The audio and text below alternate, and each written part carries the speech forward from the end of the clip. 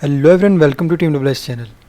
And in this short video I'll show you how you can create GTA 5 shortcut for your desktop. So if you are new in this channel, then hit subscribe button, and without wasting time, let's start a video.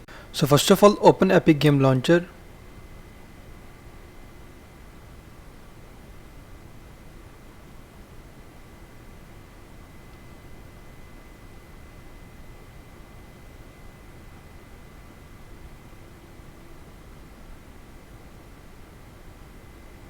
So wait for a while. First I need to delete that already created shortcut on my desktop.